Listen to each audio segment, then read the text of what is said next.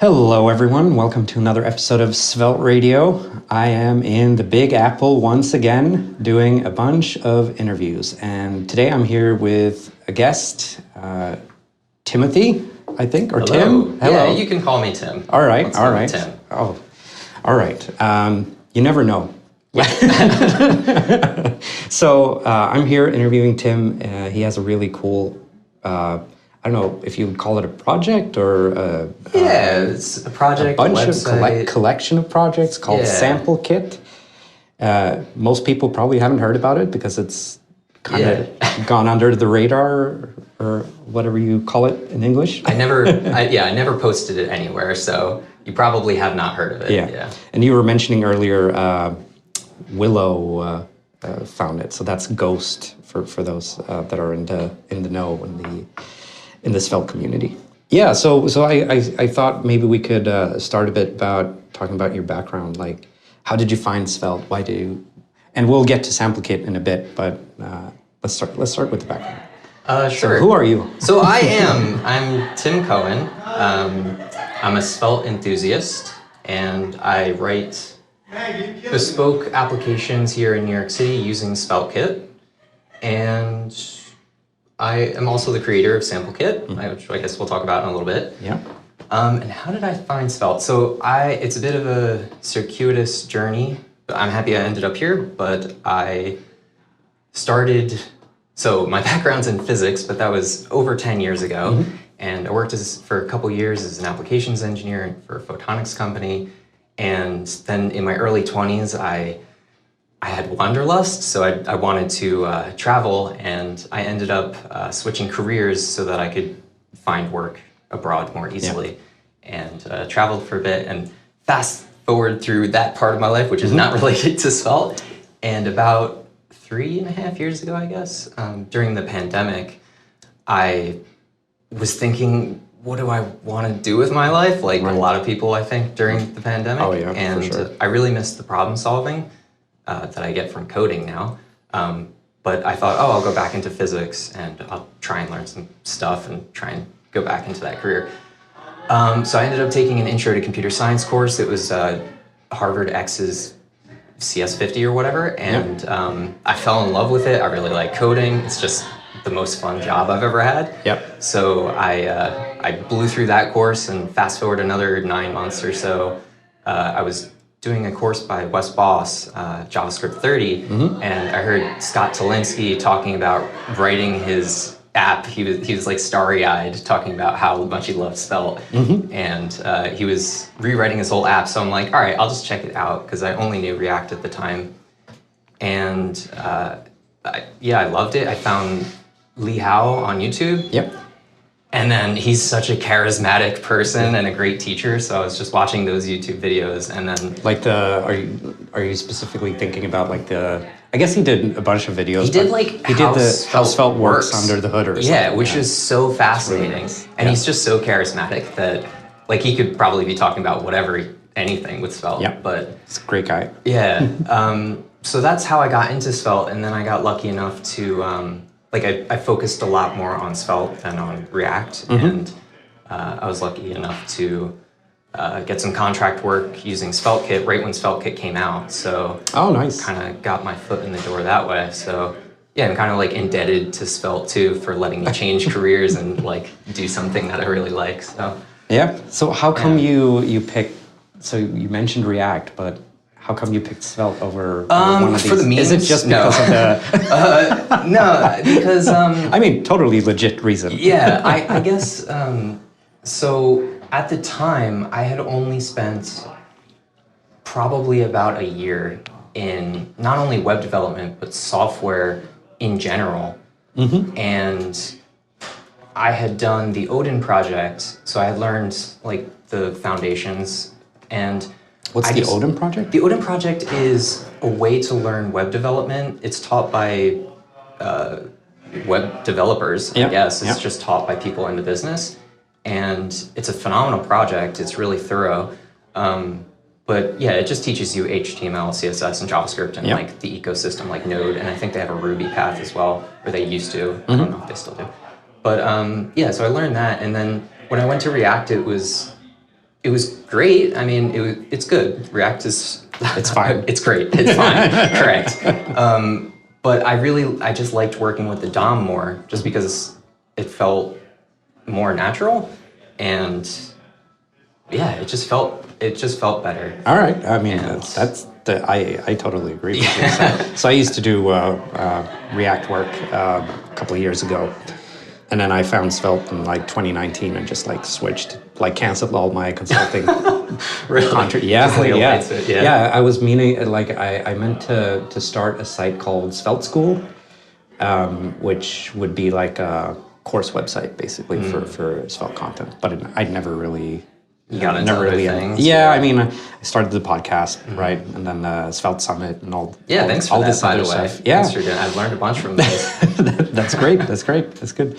All right, so that's how you found Svelte. You mentioned the CS50 computer science course thing. Because that's also like open and free, right? Yeah, online. it's a MOOC. Yeah. So. Right. MOOC.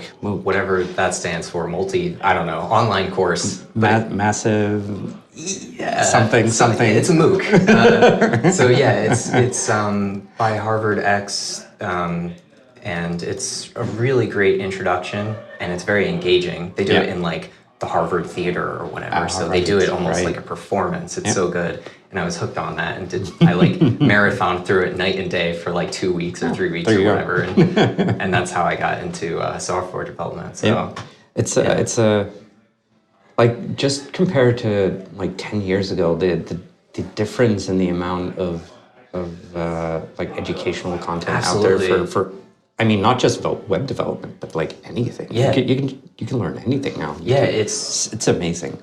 It's great. I wish I had that when I did my university degree, because there were so many things where I didn't really fully get it from the professor or something, and I'd have to go through multiple books, and it just like it was harder to click. I actually did have I had a C++ course for my physics degree. This is like 14 years ago or something, and I remember like thinking, what the hell is this Visual Studio thing? What is this bloated thing? And I don't understand anything, and like. So I consider my start of software development 3.5 years ago, because I learned nothing back then. But if I had YouTube even, or people like Lihao or whatever, then it's so much easier to find content that works for you as well, right? Not everything works for everyone, so I think it's really nice. I took a look here at the like that Odin project thing, and it looks great. Yeah, as well. it's really good, and it's a very long project, so you can do it as long as you're still getting stuff out of it. That's what I did, and then once I felt like I was pretty confident, then I just started building stuff, and No, it makes a good entryway, I think. I'll definitely be recommending that to people. All right, so that's your background. Now let's talk about SampleKit. So first off, what's with the name? So the name is, naming things is the hardest part, right? That and caching, I just needed something that sounded like SvelteKit, because it was originally, intended to be just for SvelteKit, and it still kind of is. And I wanted it to be samples, like sample code that you can just look at, and kind of like a show me, don't tell me kind of thing, where you look in the repo, you see how to do it, and then you can take it. So like sample and kit, and then I just threw them together. All right. That's the limit of my creativity. Well, nowadays with AI, you could probably use that to come up with all sorts of weird stuff. But yeah. All right. So it's a collection of things. Yes. I think we said. So it's preprocessors. That's not a very common thing to write for Svelte, I think. I don't know. Yeah, I found. So I know like Melt UI uses them for, or they used to. I don't know if they're going to for the Svelte 5 rewrite. I haven't actually seen that branch, so I don't know. But I found out about the preprocessors through that, and there's also Svelte Put, I think, is a collection of preprocessors, and mdsvex is also a preprocessor. So SampleKit is a few different things. But the first one is the preprocessors, like you were mentioning, and it's kind of an alternative to mdsvex with the pros and cons.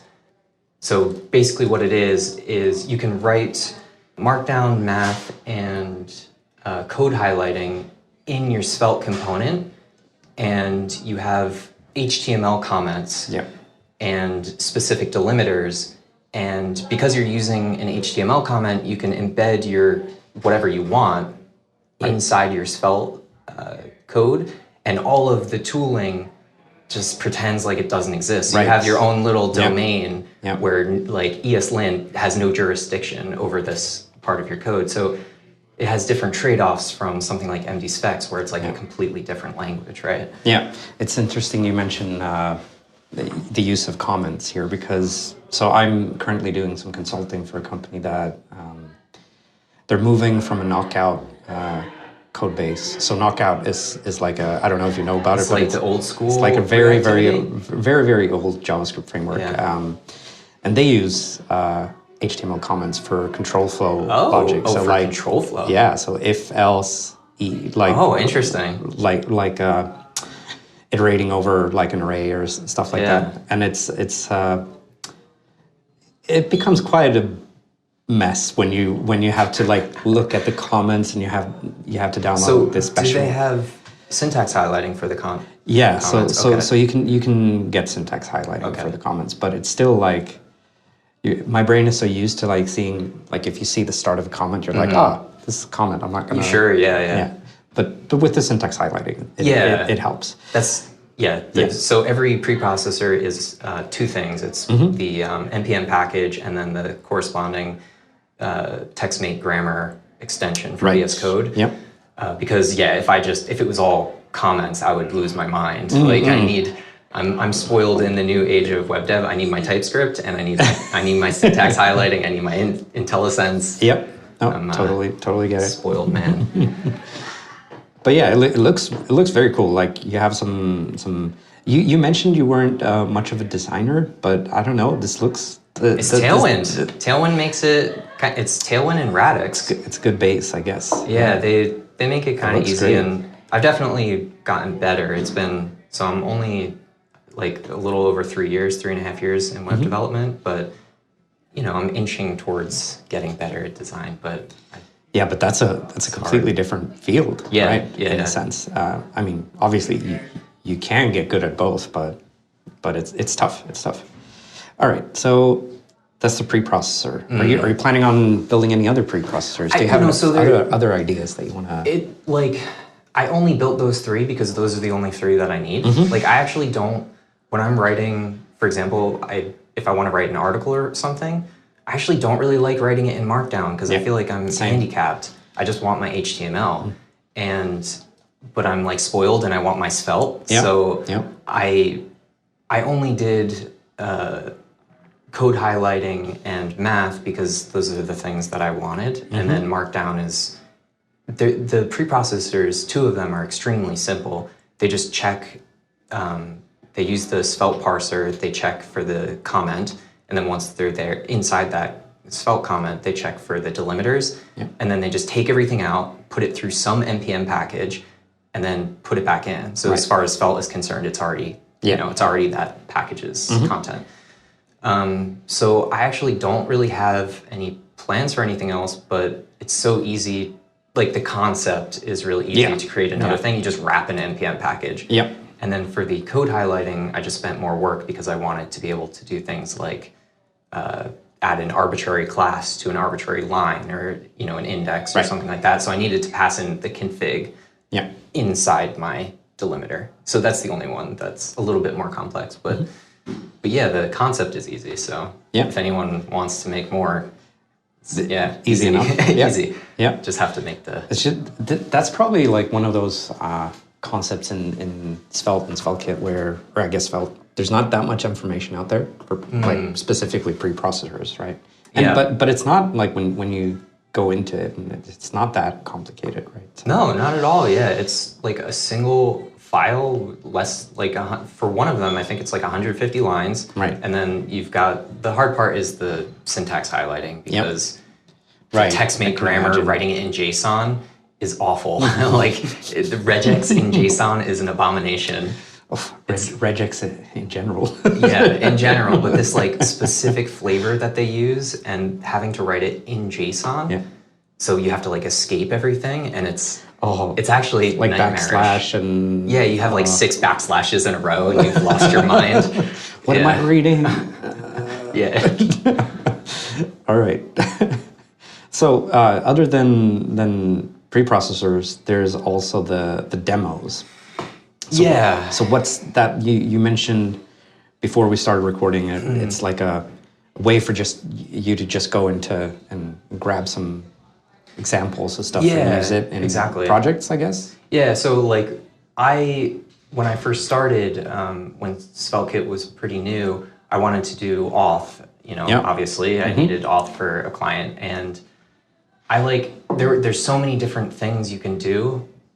Like there's so many packages out there, and then there was Lucia at the time when it was actually a package. Yeah. And I started doing that, but the API kept changing, and then I was just like, I just want to know how to do this and keep it all in my own code, right? Yeah. Like obviously you still want to use like npm packages for your like hashing and crypto and stuff. Yeah. For sure. But like the flow of your password reset and stuff, like the endpoints and stuff, I feel like a package is worse than just having it copy and paste into your code and then having like because you always have to modify it some to like fit the the specific case, right? Yeah, exactly. So there's that, and there's like caprover, like how to deploy on your own private server. That's interesting that you're using caprover. That's something I learned from Svelte Society. I saw that really? On one of the arts. Stanislav, I think his name is. Kromov, Stanislav, Yeah, he did a video like it's been a really long time, so I might get the details wrong, but I think it's like an hour-long video of him just like doing it, and it's great for personal projects. It's phenomenal. I really liked it, so I used to use it as well on his recommendation, actually. So he also lives in Stockholm, so I know him personally, and but then I've moved on to Coolify, which I prefer. Of such a thing. Yeah. It's a bit more. It's a bit more complicated, or like maybe not complicated, but a bit more advanced. Like you have things like preview builds and stuff built in, so you can like just connect a repo, and then if you open a PR to the project, it just builds a new version of it and stuff like that. I do that. I have like GitHub Actions. Right. So that's another option, right? It's just that Coolify does it for you. So it's just that's nice. Very it's easy. Like little Vercel kind of thing. Exactly. But free and not super expensive.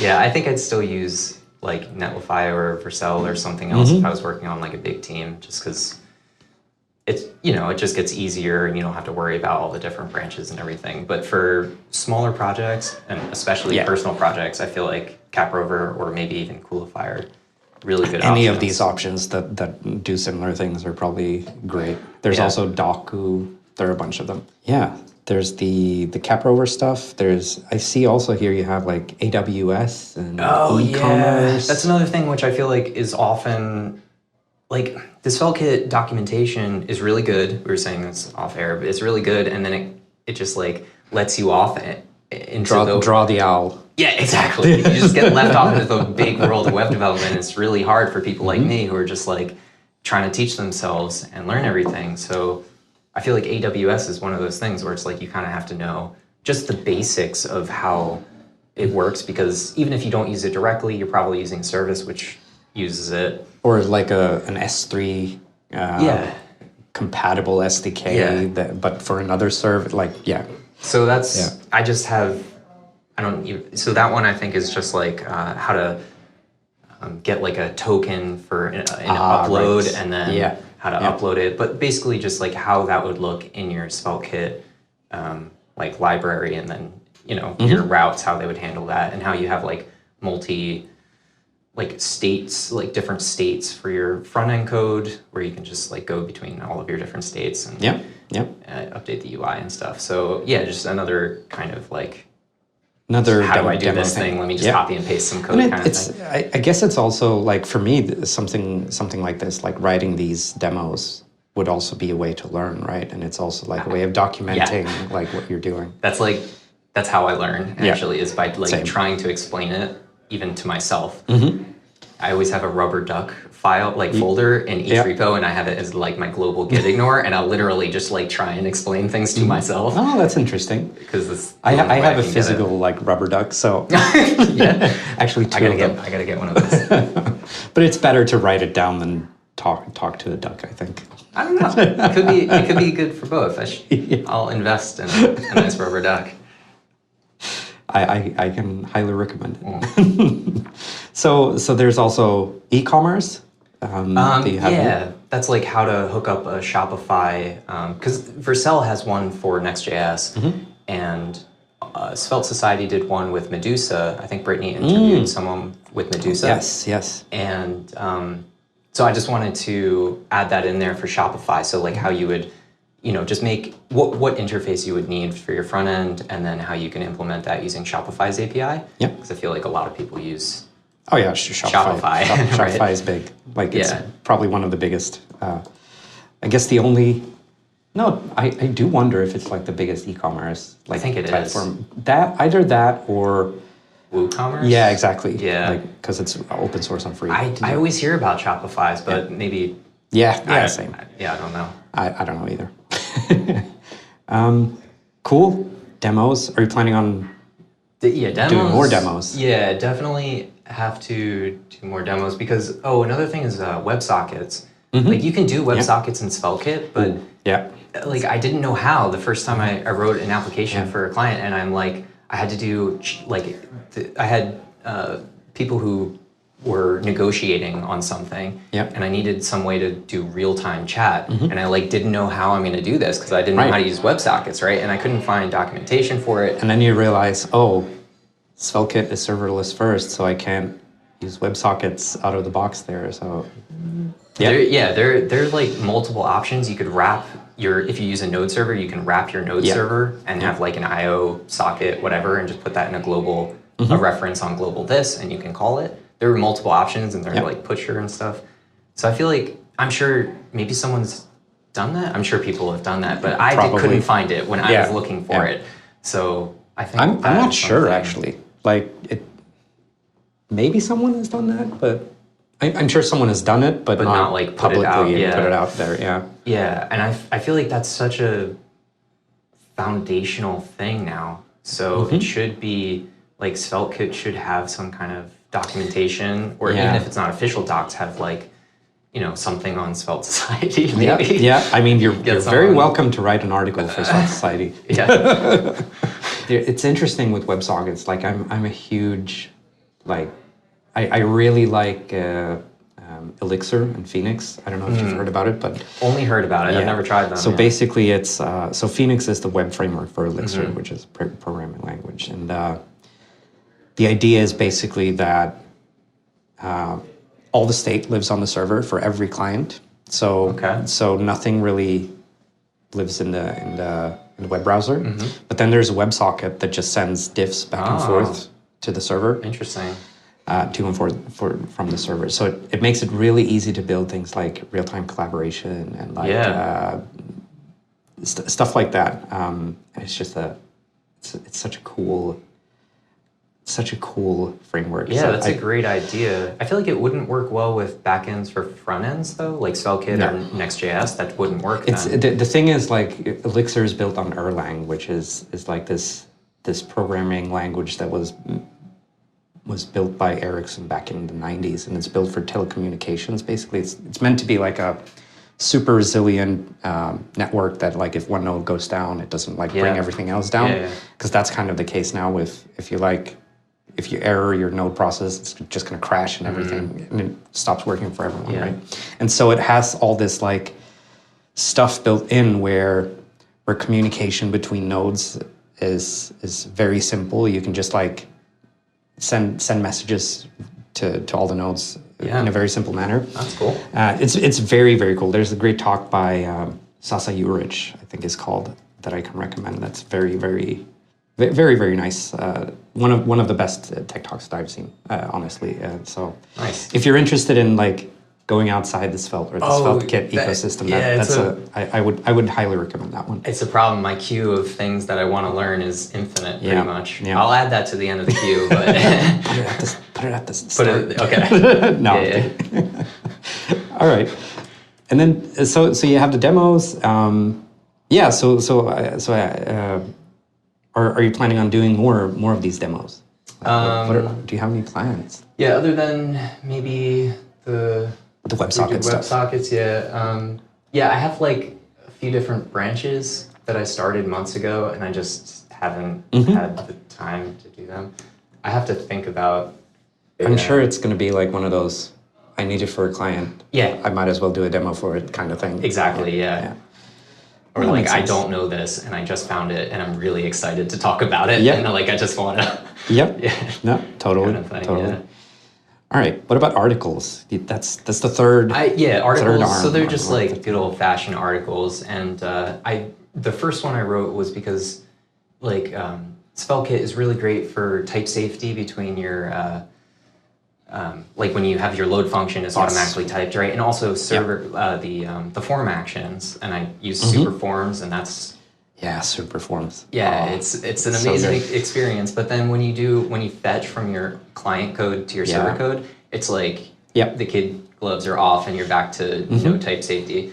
So one of the first things that I did was just like make a little wrapper around it, and I ended up using the kind of super forms loading and Nice. and delayed API kind of thing. So you have like cool. a state of where it's at, and you get type safety. And the cool thing about that is that you can define your client code, your fetch call directly next to your server, because you have like your page or server.ts or plus server.ts, and then next to it I'll usually have a client.ts, and then I just export I have like a little wrapper around it. And so I just wrote an article about that because it was something that I liked using. I don't know, and I just wanted to shout to the world. So it's like you put it in the same folder as the endpoint that you want to fetch from, and then you just import like a pre-made fetch client. It's like instead of having a repository of all of your API calls, you just have one specific one, and you just import it directly from. And the cool thing about that is that if you change the route, like if you're reorganizing, because SvelteKit is route based, if you change your server endpoint, well, now you got to update your client code. But if you have a wrapper which already embeds your URL, and especially because SvelteKit exports the route ID, you can just make that a generic type. You put in your route ID, and then if you change it, then you get a type error for saying like, hey, your API URL changed. Like, that's pretty smart. Take care of this. So there are some things around like SvelteKit and how it would be nice to have some typing around routes in general that I feel is missing. There is a package out there that does it for you, I think. So you can instead of just like randomly typing the route, you can just like you get type safety basically. Yeah. So I feel like that should probably be built in. Yeah, the thing that I use is like, it's 100 lines or something, but I use it in every project because I feel like I'm such a baby. I need my types, like I hate... Who isn't? Yeah, I'm so spoiled now. So it would be amazing if that was built in. And I know that, I think, I don't know if it was Rich or someone, but they posted an issue on GitHub saying they wanted to do form actions as well. They wanted to have some kind of type safety with the I have URLs. Yeah. So... yeah, it would be nice if there was some kind of pre-made client fetcher that calls your server endpoints. But you would if you use something like that, you would need to use some kind of validation package like Zod or something. So it might not make sense in the client in SvelteKit to have it because it might be better like something like Superforms where it's where you need that anyway. Yeah. No, for sure. It's there are a bunch of these like small things that I think are missing in SvelteKit that I would really like to have. Like one thing I run into a lot is invalidating data partially. Like if you just want to, like you're fetching 3 or 4 different things in the load function, and then you're like, I just want to invalidate one of those 3 things that I fetched. Yeah, that's not possible, right? Well, it actually technically it is because you can nest them in like layout groups, which that just makes a mess of everything because you'll have like posts / comments and you know the parentheses, not like regular folders, right? And then you just like your route ID, not your actual endpoint. Yeah. It becomes a mess, and it's just like it's not worth it. I'll just invalidate everything. But I mean, to be fair, like in most cases, that's probably fine. Like probably. But in some cases, like it's good. It would be nice to have a more granular way of doing it. Yeah, I'm very interested to see what they start doing on SvelteKit 3 now that they've put all this effort into Svelte 5. So there's the in Vite there's a new environment API that is coming, which I think is going to be good for SvelteKit. So separating the server bundle from the generation of them into different. I think that's going to help with some other stuff in SvelteKit as well. But we'll see. I'm excited to see that because I think Vite has already merged that into. Yep.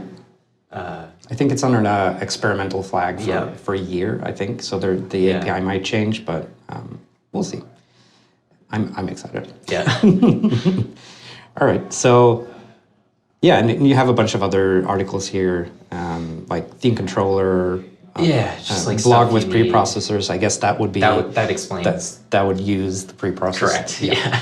Makes sense. Makes sense. Yeah. URL state controller. Oh, so you can sync the URL like query parameters. Yep. Just like simple stuff that I feel like everyone uses, and this is just my implementation. It's probably not the best implementation, but it's an implementation that you can look at and see how to do it. So especially with Svelte 5, I've rewritten some of them to use runes and other Svelte 5 features, but I don't know that I've rewritten that one.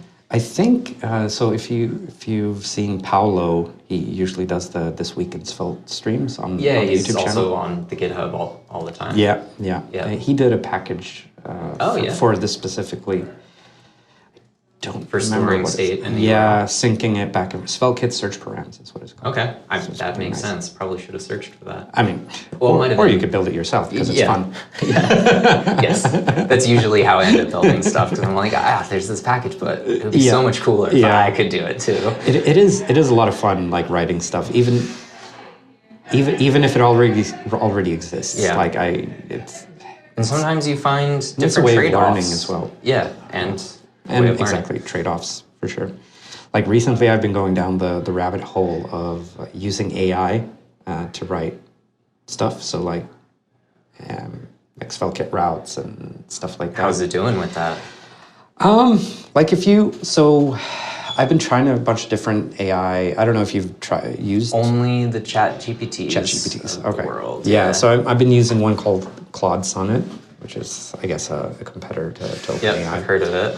And there you can embed like text files and stuff for it so it can like reference and use the stuff that you embed. So like there's on the Svelte site there's a /content.json file which has all of the documentation in it. So you can take that and you put it in the context of the AI. You feed it in there, and then you can ask it to like write it. Like the current documentation is too big for putting it in there, so you have to like remove a bunch of stuff but as long as you do that, you're fine. Generally, but if you don't put the new documentation in, it's going to give you Svelte 4 and like weird old. I don't know if you've used Sapper, but the predecessor to SvelteKit. No, I was after that. And that uses I guess SvelteKit actually used load functions in the Svelte files during the beta as well. So that's what Sapper did as well. So sometimes you'll get files that are like, here's the context module load function. Wow. Yeah, so it's really very old. Yeah. So you have to give it like some like rules and stuff, but it's fun to play around with. Like I've used it for like admin dashboards where it doesn't really matter what it looks like. I just want the functionality, and it's simple stuff like CRUD stuff, right? So that stuff it can do really well. But as soon as you want something more custom, then it becomes tougher. Yeah, it's almost just easier to do it than to try and fix what or you they can use did. it as like write the HTML, give me a starter. I want the sidebar and blah blah blah, and then you modify it a bit. Yeah, that kind of works as well. But yeah, it's fun. Like recently for the new Svelte Summit website that's coming in a couple of weeks, there's the admin dashboard is. I decided I wanted to like build a super dynamic system where. So I usually use SQLite as my database, and I decided like, I'm gonna generate SOD schemas and JSON objects out of the table structure of the SQLite database. Yeah.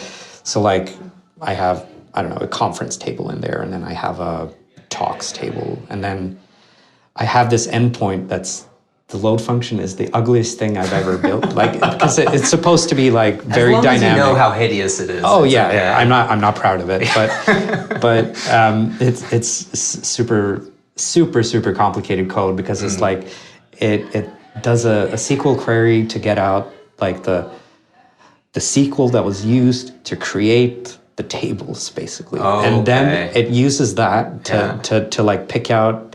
Oh, is this field a string or is it an integer and stuff? And so and then out from that, it generates the SOD schema. Yeah. Obviously, SQLite doesn't have like proper type safety, so it can only do so much. Yeah.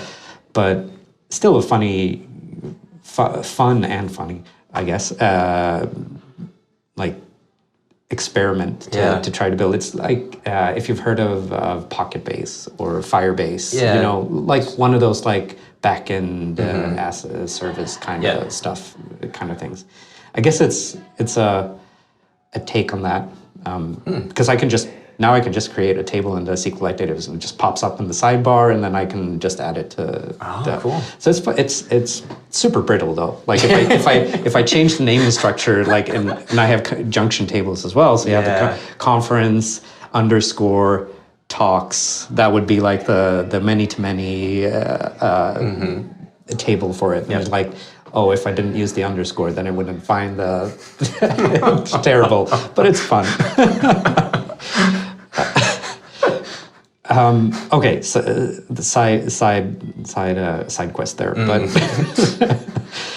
anything else that you want to talk about with regards to SampleKit? Like what's No, we talked about, I guess, the preprocessor, the biggest thing, and I guess the trade-offs. Did I talk about the trade-offs between mdsvex? I don't think. Okay, so mdsvex, you have a whole new language, and I guess I mentioned this already, but the preprocessors here are so that you can still use Svelte and still use the tooling, and you don't have to worry about like writing a prettier plugin that can handle the Svex language. It just works, and that way, and so like mdsvex or even like a unified pipeline might be better if you're using it with content creators or something who can only write in Markdown or something. But I think that pretty much covers SampleKit. Cool. So. Let's talk about Svelte 5 then. I love to talk about Svelte 5. Yeah. Well, so what do you think? Is it better than Svelte 4? Like, what's your... it's better than Svelte 4. I'm gonna say it's 85%. 85% of the changes are better, and that number is totally made up and has no backing. Honestly, it sounds about right. 85. So. I'd say, and like 10% is about the same for me. Like I couldn't care either way, and then 5%, I'd say like there's some tiny little nits or things that are maybe not as easy or but overall a big win, I think. Yeah, but like the probably the biggest change is the reactive statements, right? They're not there anymore. Now it's derived and effect instead, and that's a good thing. That's a good thing. Yeah. I personally like snippets. I think snippets are even better than the reactivity changes. I mean, like the fact that they were able to both replace slots, which. Like, I love slots. They're very good when you have one slot and it's not nested too deep. And you don't have, like, multiple defaults or something. But as soon as you have that, it, like, actually confused me. And it was hard, and especially with the let directive. Oh, yeah, that like the let directive. Yeah, it's and like every time I see... it up and... You know, I've when I've used that, I'm looking at it, I'm like, I have no idea what, like, is it going in or feels out? I don't know. backwards. Yeah, it does feel backwards. And it's like the one part of Svelte which doesn't feel intuitive. So I'm glad they got rid of that. And the fact that they were able to not only replace slots, but give me the other thing that I wanted at the same time, which was reusable code snippets. It's like a knockout API, I feel like. Yeah. I'm very happy with that it's one. really good. The only situation where it's like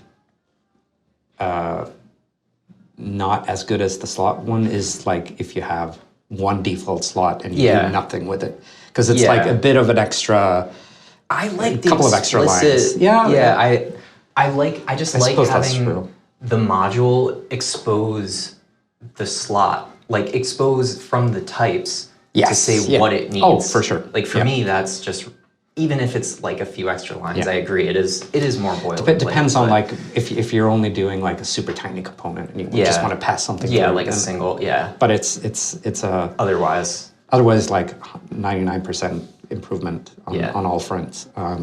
There was discussion about like doing multiple components in one file at some point, and internally, but I think the people that looked at it were like, we like our single file component structure in Svelte. I prefer it as well. I know other people want the ability to just like, so I was talking to Wes Bos at the conference earlier this week, and he was like, yeah, the only thing I want is like multiple components if in you're one. used So I to can React, just then you kind of miss that. It is kind of convenient, but then you also end up with like files that are like 1,500 lines long because maybe not if you're only working on something yourself, but if you're on a team and then it just like grows organically over time and suddenly it's way more complicated. And especially if it's like if the structure of the components are like you have to jump up and down in the file and like, I don't know. It's a trade-off. Yeah, it's definitely a trade-off. I think it's the right call for Svelte, but that's a vibes thing for me. I agree. I'm sure there are some benefits to doing multiple components in one file. But yeah, snips are great. Like, I love them. What else do you enjoy about Svelte 5? We talked a bit about the migration script. What's your experience on that? So I actually used it. I haven't migrated production code. I've just done it for like SampleKit. Yep. And I did it before. I did it like the day that it came out. All right. So it was kind of buggy. Yep. Like, not gonna lie. Risky move. Yeah, I mean, but it's like I knew, like I almost wasn't gonna do it because I just wanted to do it by hand because SampleKit isn't that big, right? So I can do it by hand and just understand what's going on. But I tried it out and it had some errors and it did some weird things. Like it threw the interface sometimes out of the script tags. Like it just that's weird. It was, but it like just a bug. It was the day that it came out, and it was. I'm not going to judge it on that. I'm sure. I know that they've pushed a bunch of commits to that, so I'm sure it's much more robust now. Have you used it recently? Yeah. So I mentioned I'm doing some consulting for a client. They're moving from Knockout to Svelte. Yep. And then we started a new project where we're using SvelteKit. So currently the application is a Knockout based application with smaller Svelte components inside of it. And now we're going to switch approach to use a route by route conversion. So then we're using SvelteKit, and we started in using Svelte 4, and now I just ran last week. I just ran the sv migrate command and just like done basically. I had to change one or two things, and then it just worked. So my experience is great. Did you get imports from Svelte Legacy? Like we were talking about the run function. Yes. No. So in this project, so I mentioned earlier, I don't know if it was on air or not, but I don't really use a lot of effects. Or reactive statements, since I rely so much on the load functions. Yeah. So that was not an issue. Another reason not to use effect. But yeah, no, the experience is great. I don't have anything bad to say about it. The run function, since I haven't experienced it, I'm not sure like if it's problematic or not. I assume it runs, like the run function runs. It's a weird name for a function. Yeah, it is. Does no? It's kind of a Should be like general name that doesn't. Why is it not something like old reactive statement? Well, or it is does something import from legacy, so that's Yeah, the clue. okay, But fair yeah, enough. the name enough. of the function could naming things is hard. Yeah. Oh, 100%. But yeah, I also don't really have experience with that because I just, as it transpiled it to run, I just went out and switched it to runes. So because that would be interesting. Like if you could just like run the script and then start the application, would it just work? That'd be great, right? Because then you'd get the benefits of like the smaller bundle and all this stuff. So, but who knows? Probably someone has tried it. Yeah, and maybe it worked and maybe it didn't. Yeah. So. Okay, cool. Any other Svelte 5 thoughts or ideas that you want to mention, or should we head into picks? How do you feel about I had very mixed feelings on the fact that the Svelte 5 compiler wraps the signal so you can't see it. Mm-hmm. And it, I get the trade-offs. I understand why they did this, and I think that, they made a smart decision. Yep. I'm sure they can do some Svelte magic under the hood. If we don't have access to it, we can't meddle with the reference. Yeah. But sometimes if I have a class and I have a bunch of parameters on it and I'm using it and I'm importing it because now we can have svelte.ts files and I'm importing it and I can't tell if it's reactive. Like if I have to use an effect or something and I have maybe I'm passing some config through, it sanitizes it and then it spits it out as a parameter on there. And is it reactive? Do I have to untrack it in my effect function? I don't know. I have to click through. Well, I have some good news for you. Oh. Yeah. So I think this is pretty recent, just a couple of days ago or last week, maybe. Yeah. There's a new, the inspect rune, right? Sorry? The inspect rune. Oh, yeah. So now there's an inspect.trace that you can put inside of an effect, and you'll get a trace of the reactive stuff that are in the effects. Yeah. So that's probably why they made it, because it's to make it easier to understand that part of it. So for me, as I mentioned, I don't really use effects that much. So I just I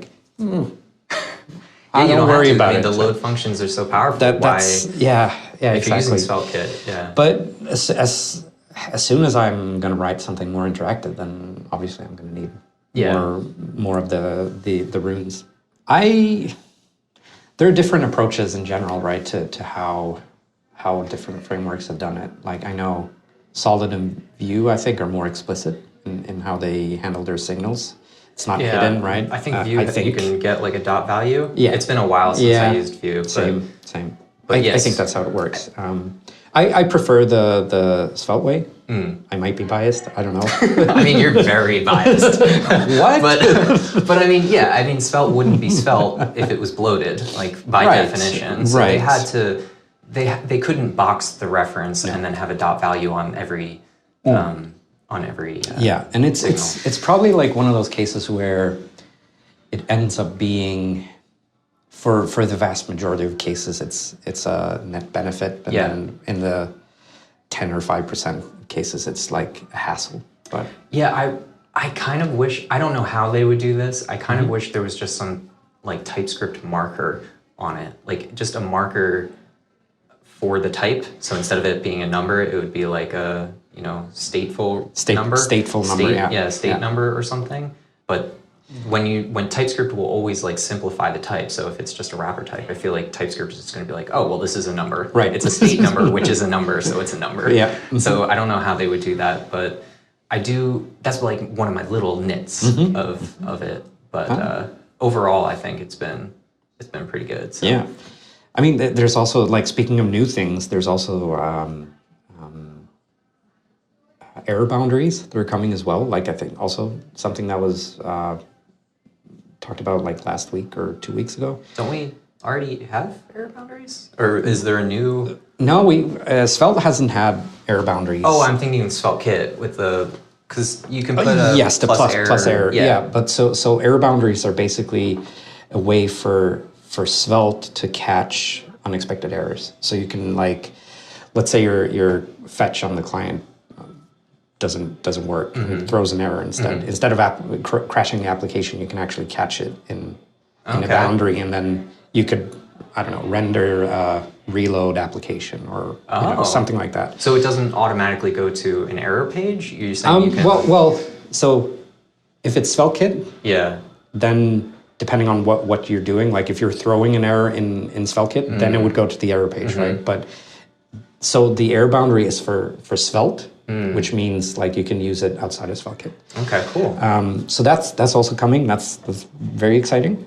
Something that people in React land have complained about not having, basically, because it's not nice when your when your browser client crashes. Yeah, and then like your button isn't clicking, and you're like, why is my button exactly, clicking? And you go to DevTools, so it's like, oh, there are 5 errors here. And that solves this issue, right? Okay. Well, it solves it in the sense that you can write logic to work around it. Sure, yeah. It can help you solve it. Yes. Yeah. All right, cool. Should we head into picks? Yeah, let's do it. Yeah. Do you have one? Yes, I actually was thinking about this before, and there's this book called Crafting Interpreters by Robert something. He works at Google. He's on the Dartlang team. The book is about writing your own scripting language, and it brings you. It goes through the whole process, not once but twice. You actually write it first in Java, and so you have like your lexer, and you take this.